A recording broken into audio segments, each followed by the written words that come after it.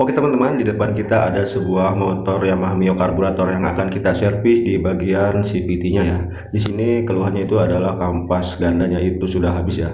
Nah, di sini kita telah membeli untuk spare partnya ya, dengan merek asli original Yamaha ya. Di sini juga ada kita beli pace leather ya. Yang pace leather ini bikin bunyi tek-tek ketika di putaran bawah, dan juga di sini kita ganti karet koplingnya. Oke, seperti biasa ya, cara jadul, cara yang kita lakukan untuk membuka mur pengunci kampas ganda. Ini kita menggunakan kunci manual seperti ini ya, kunci 39 ring, dan kita palu dan kita injak seperti ini.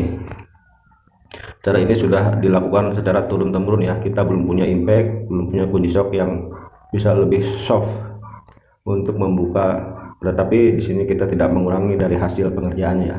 Terlihat di sini sangat kotor sekali ya, sisa-sisa kotoran debu yang menempel pada mangkok puli belakang ini. Kita lap-lap sedikit ya, sepertinya seal plate-nya juga bocor. Oke, kita lap-lap seperti ini saja, dibersihkan, jangan sampai ada debu dan kotoran yang masih menempel.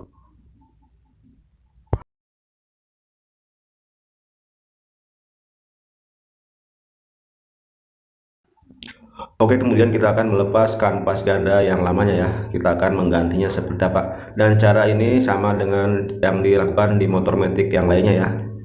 Secara konstruksi tidak jauh berbeda ya dengan motor matic dari pabrikan baik Suzuki maupun Yamaha, Honda ya, sama saja. Di sini terdapat tiga per ganda ya, per sentri 3 buah, dan di sana ada klip pengunci ya. Kita buka dulu klip penguncinya, jangan sampai loncat ya, sangat hati-hati sekali, karena kalau sudah loncat itu susah mencarinya lagi, repot ya, tidak dicari-cari kadang tidak ketemu.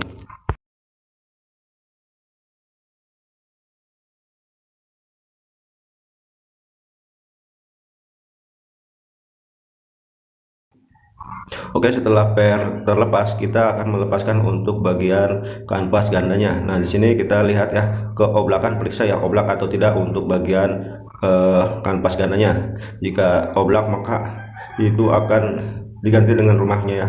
Tapi jika rumahnya masih bagus, kita ganti kanvasnya saja. Dan karet gandanya udah pasti keras ya, udah pasti sudah jelek.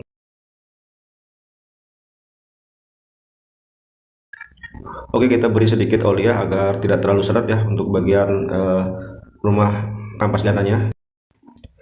Dan di sini kita siapkan untuk karet gandanya ya. Karet ganda ada 3 kita siapkan, dan kita akan beri sedikit oli ya agar tidak terlalu seret ketika mengembang dan menutupnya. Oke, untuk memasang kampas ganda ini tidak mungkin tidak boleh kebalik ya. Nah, di sini ada perbedaannya ya. Yang ada got untuk karet gandanya itu di bagian bawah ya. Jangan sampai kebalik, dan jika kebalik itu ya tidak mungkin bisa terpasang untuk pernya ya. Nah, kita pasang 3 karet gandanya. Ini adalah sebagai peredam ya. Ketika motor ini kampas sentrifugal ini bekerja, maka itu bukaannya itu halus ya, tidak terlalu kasar.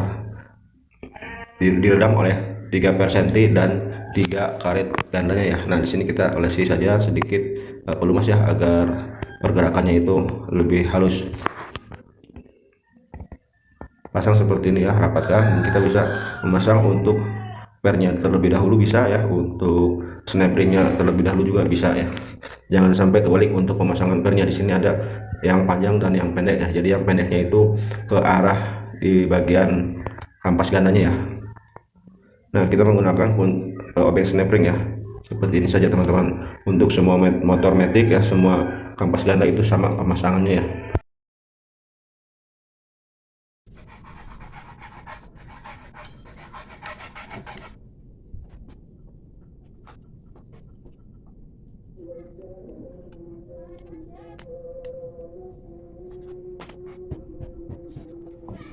Oke, setelah per sentri terpasang, kita akan memasang untuk bagian snap ring penguncinya ya. Di sini ada ring tipis dan juga snap ring ya. Kita akan mendorongnya menggunakan tang.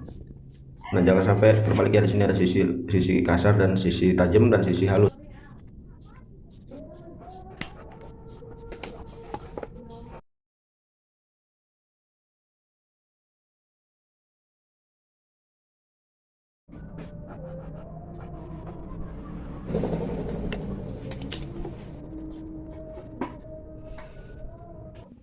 Oke, Oke, setelah semua terpasang, kita coba ya untuk pergerakan daripada kampas gandanya ya, apakah dia bergerak dengan sempurna ataukah tidak. Nah, lalu kita akan merakitnya kembali ya ke bagian puli belakangnya. Seperti biasa ya, kebalikan dari pembongkaran, kita menggunakan kunci 39 ring, dan kita akan mengencangkan dengan cara seperti ini teman-teman. Cukup kita injak saja seperti ini ya, lalu dorong, lalu kita masukkan untuk mur. Jadi murnya ini kita yang arah tajam itu ke bagian luar, tujuannya agar saat pembongkaran itu mudah ya, lebih mudah si kunci ini menggigit untuk murnya ya. Kalau kita pasang secara yang halus dari luar, itu kemungkinan kunci itu akan meleset. Oke.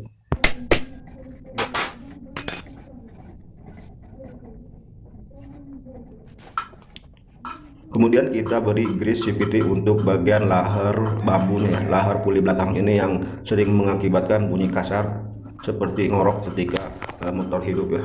Ketika motor langsam biasanya kalau lahar puli belakangnya ini sudah aus, maka akan kasar bunyinya ya. Oke, setelah pengerjaan untuk bagian puli belakangnya sudah selesai, kita akan mengerjakan untuk bagian puli depan ya. Di sini ada place leadernya, itu sudah oblak ya. Terlihat di sini sudah gerang ya. Ini yang akan menimbulkan suara tek-tek pada putaran bawah ya. Kita menggunakan place leader untuk motor Mio J sama ya. Seperti ini ya, warnanya beda ya, tetapi fungsi dan ukurannya itu sama. 54P ya. Oke. Kita pasang untuk ketiganya ya. Tanda place leader yang bagus ketika terpasang ini tidak akan menimbulkan koslak ya, walaupun ada koslak tetapi sedikit. Sebenarnya untuk bagian permukaan mangkok puli depan ini sudah harus diganti ya, karena memang kondisinya itu tidak rata. Ini disebabkan karena tadinya panbel sudah kendor, dipakai saja ya. Jangan lupa ring pengganjalnya ya untuk bagian puli depannya. Nah, kita pasang untuk bagian puli belakangnya juga ya. Di sini mangkok gandanya kita sudah amplas ya, kita sudah ratakan dan dibersihkan ya, sehingga tidak akan menimbulkan geledek. Nah, seperti ini saja teman-teman ya. Lalu jangan lupa untuk memasang mur, dan di sini nanti kita ada karet ya, o-ring karet sebagai peredam untuk menuju ke lahar bak tutup CVT-nya. Jangan sampai lupa dan ketinggalan. Untuk lahar puli belakang memang ini goyang ya teman-teman, sedikit goyang, akan tetapi kita tidak menggantinya karena memang walaupun sudah diganti baru, lahar as puli belakang ini memang ada goyang ya, tetapi di sini ada bantuan daripada lahar bak tutup CVT ya, jadi tidak akan terlalu goyang ketika motor ini jalan. Oke, kita menggunakan tracker andalan kita untuk mengencangkan murnya ya.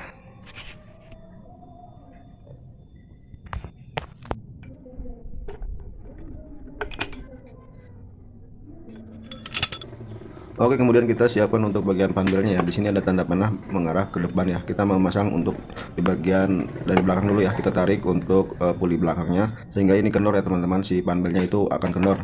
Dan jangan sampai panbel ini kejepit ketika kita memasang baut-bautnya ya, mur dan bautnya. Baik puli depan dan puli belakangnya. Oke, di sini ada ring matahari ya. Setelah itu kita pasang untuk bagian pinion ya. Dan di sini ada ring ya, jangan sampai kebalik ya. Untuk bagian ringnya itu seperti jadi nangkup ya. Nangkup itu apa sih, cembung ya, cembung. Ring ini ring pair juga ya, bila kebalik itu maka bautnya akan cepat kendor. Nah, kita menggunakan pengganjal seperti ini saja teman-teman ya. Ganjal baik pakai baut bisa ya, pakai apa bisa, yang penting panjangnya sesuai. Oke, kencangkan untuk mur 17 ya. Untuk mur puli depan kunci 17 kita sambung dengan menggunakan kunci sok agar lebih ringan ketika kita mengencangkannya ya, sesuai dengan torsinya ya. Torsi kita sesuaikan, jangan terlalu kencang ya, jangan terlalu longgar. Nah, kita pakai piling, nggak pakai kunci torsi ya.